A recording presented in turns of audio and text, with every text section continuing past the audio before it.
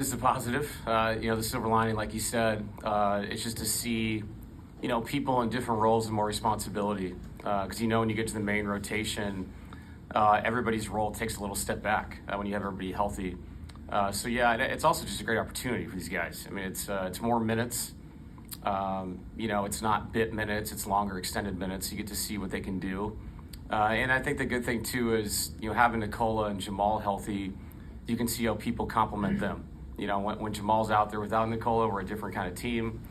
So it gives guys a chance to, fit in that way, as opposed to with Nicola when it's just him out there. It's a different style of basketball.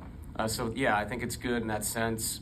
And we have to try different people throughout, the next couple of weeks, all the way up to January, with those guys out. And we have to find a good rhythm. And like I said, we're reinventing ourselves on the fly here. We have to win games. That's all that matters. And I'll play anybody to win a game.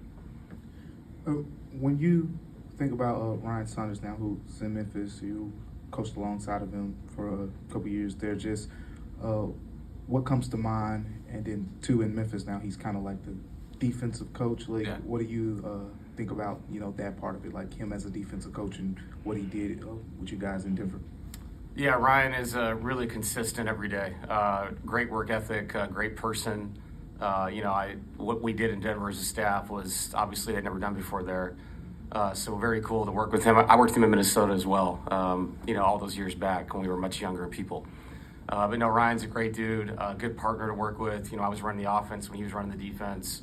And those relationships can be strained sometimes, and we didn't have that. We had a good complementary relationship. When one person wants to crash the glass, the other person wants everybody to get back. Those are conversations you have to have together. But Ryan's a friend. I'm glad he landed here. He'll help this team, this organization, just with his professionalism, and like I said, his consistency. Hey, Coach, when you play a team like Memphis with musical chairs, with all the injuries and not knowing who you're playing for, how you prepare for a game like that? Yeah, that's why we have scouts. That's why we, deep dive into people, when they played last year, guys that played in the G League. Like, you take a deep look at people.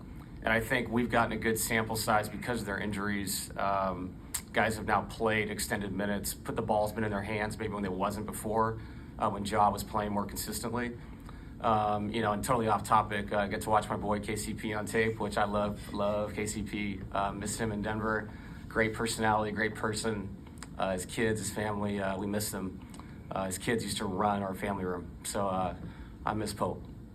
I was wondering with Zach Edey back and the size factor that he's he big. brings. What he is big. How does that affect your plan at all, or what do you tell your guys about a 7'6" guy in there? Yeah, we have to have multiple bodies, keep him off the offensive glass. He's really